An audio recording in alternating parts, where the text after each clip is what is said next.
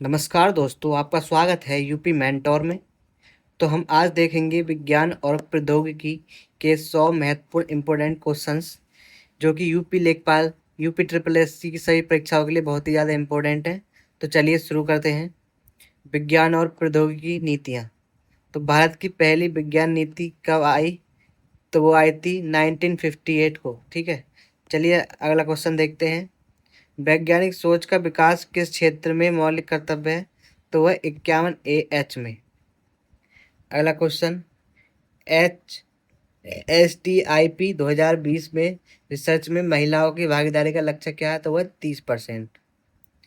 छात्रों को मुफ्त विज्ञान मैगजीन देने की पहल क्या है? तो ये वन नेशन वन सब्सक्रिप्शन। ठीक है, इंपॉर्टेंट है। इंडिया स्टैक DPI के 3 मुख्य आधार क्या हैं? तो ये है आधार, UPI और डिजीलॉकर। ठीक है, इंपॉर्टेंट क्वेश्चन है। CSIR की स्थापना किसने और कब की?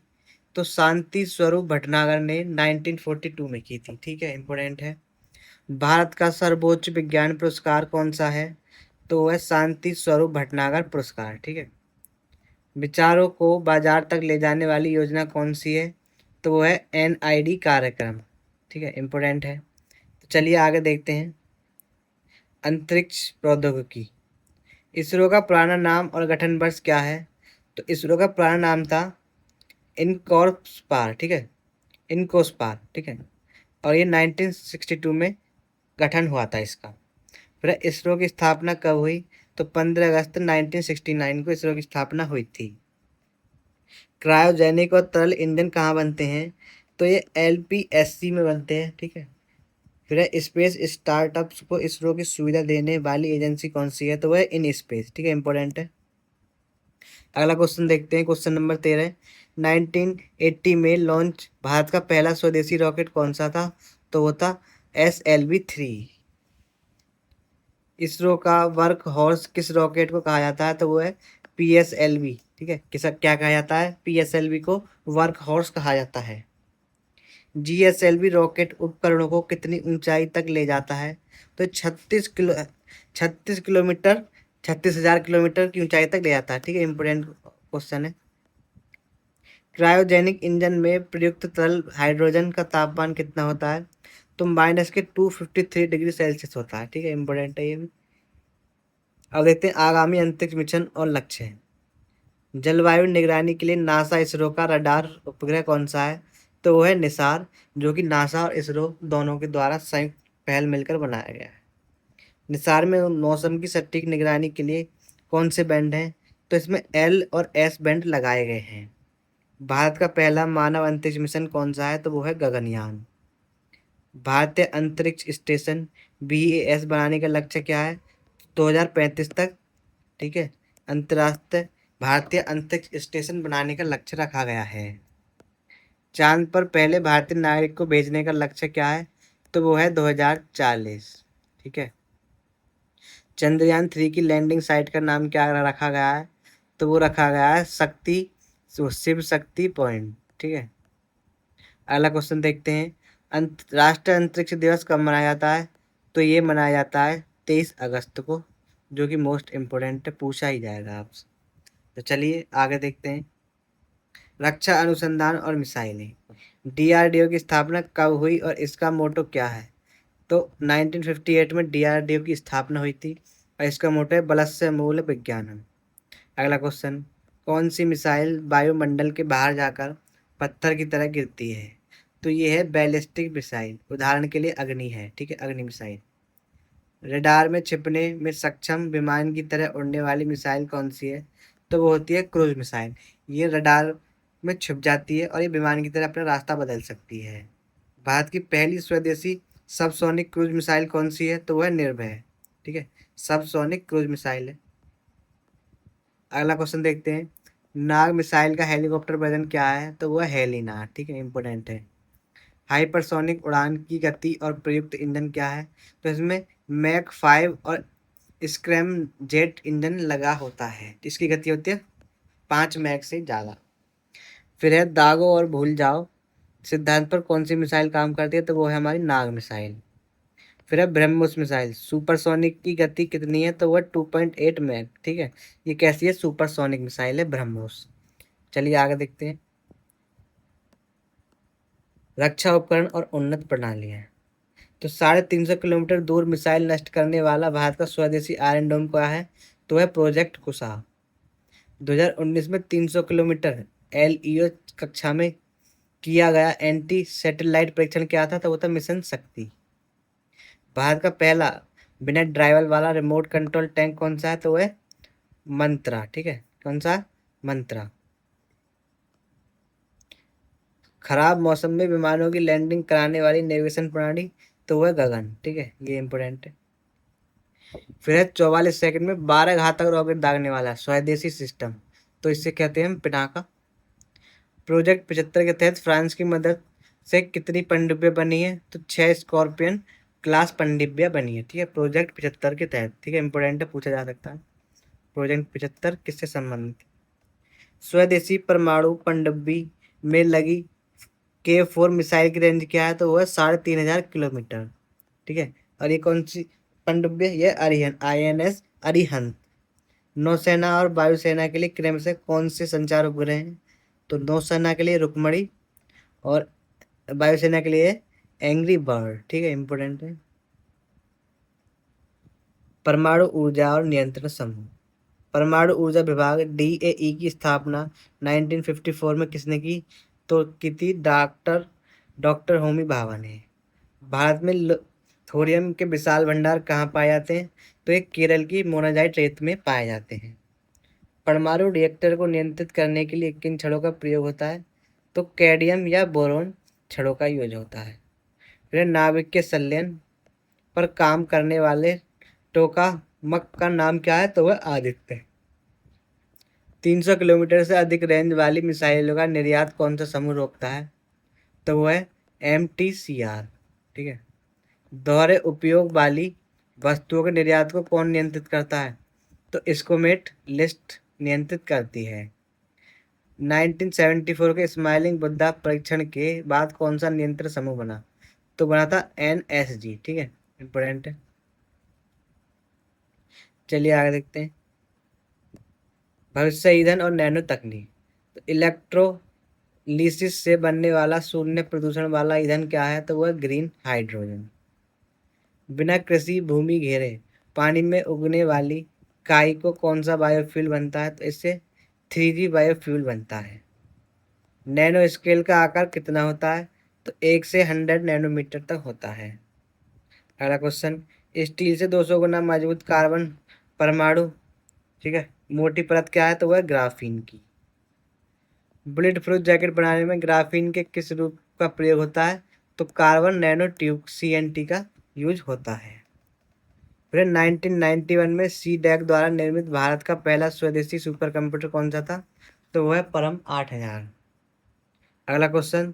दुनिया का पहला तरल नैनो उर्वरक किसने बनाया? तो इफ्को ने बनाया है, ठीक है। लिक्विड नैनो उर्वरक। चलिए आगे देखते हैं। सूक्ष्म जीव विज्ञान। सजीव और निर्जीव के बीच की कड़ी क्या है और इसका बाहरी कवर क्या है? तो सजीव और निर्जीव के बीच की कड़ी वायरस है। इसका बाहरी कवर कैप्सिड का बना होता है। बिना DNA आने वाले केवल संक्रामक प्रोटीन एजेंट को क्या कहते हैं? तो उसे प्रियोन कहते हैं। बैक्टीरिया को एंटीबायोटिक दवाओं से बचाने वाला अतिरिक्त गोल DNA क्या है? तो वह है प्लाज्मिड। पाइल ट्यूब से जुड़कर बैक्टीरिया द्वारा DNA शेयर करने की प्रक्रिया, तो इसे कंजुगेशन कहते हैं, ठीक है। कॉन्जुगेशन। अगला क्वेश्चन। हवा से नाइट्रोजन खींचकर मिट्टी में मिलाने वाले बायो फर्टिलाइजर कौन से हैं? तो वह राइजोबियम और अजोला।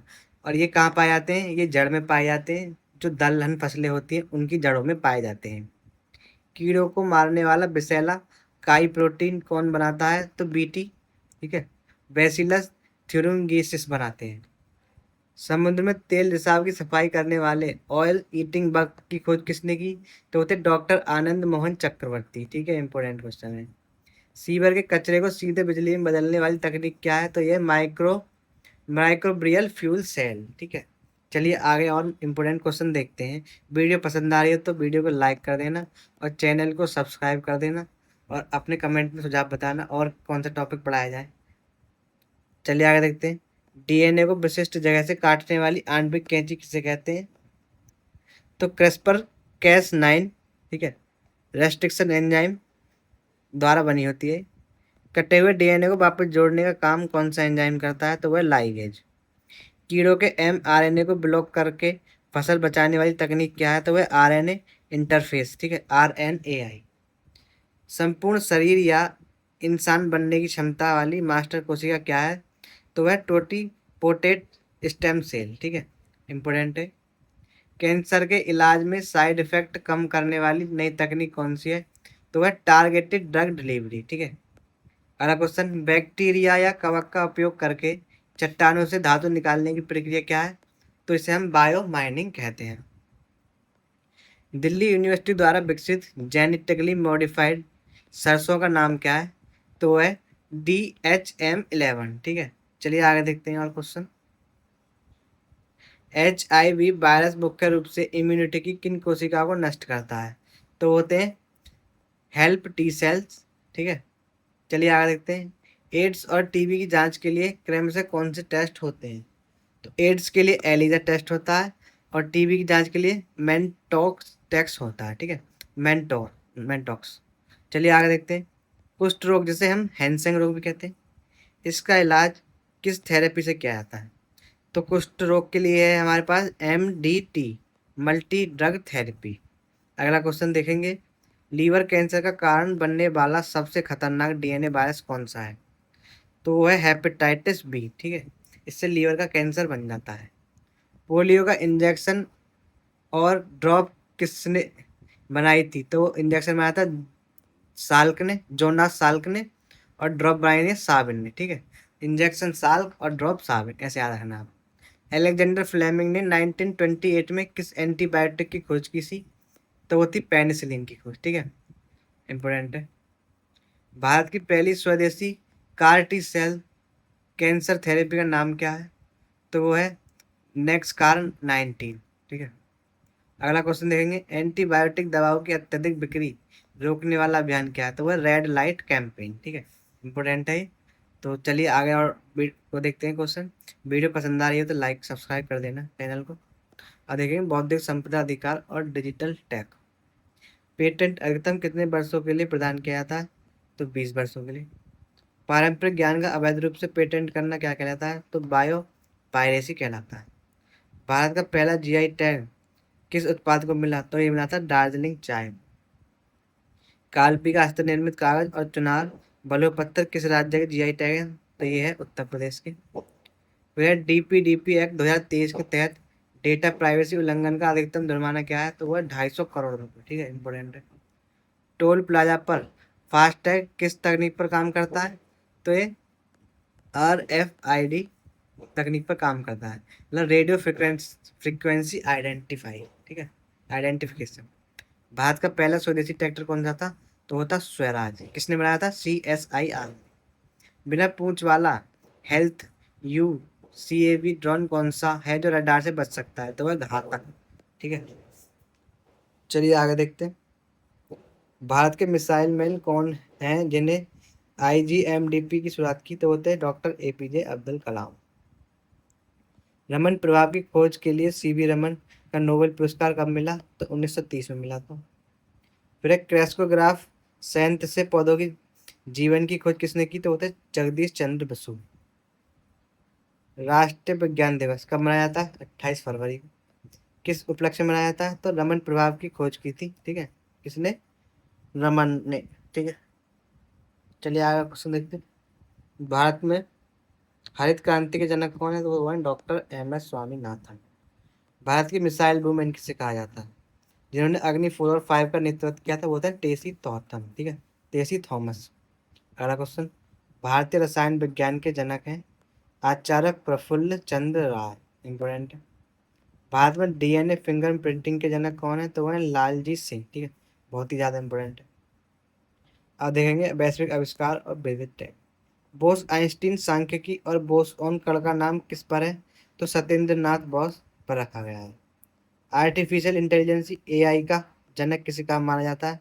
तो वो है जॉन मैकार्थी।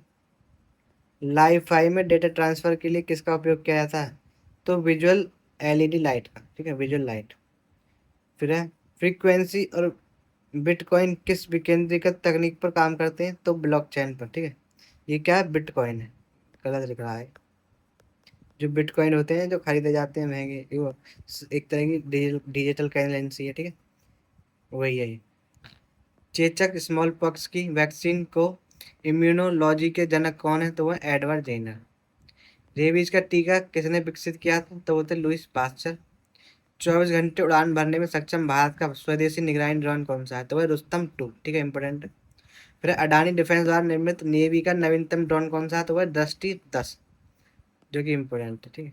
किसने बनाया? अडानी डिफेंस ने। तो हमारे यहाँ पर 100 क्वेश्चन हो चुके हैं, ठीक है। तो अगर वीडियो अच्छी लगे तो लाइक कर देना और चैनल को सब्सक्राइब जरूर कर देना। और बहुत बहुत धन्यवाद लास्ट तक जुड़ने के लिए। अगर आपको इसका पीडीएफ चाहिए तो हमारे इस क्यूआर कोड को स्कैन जरूर करना, जिससे आप हमारे टेलीग्राम चैनल से जुड़ सकते हैं।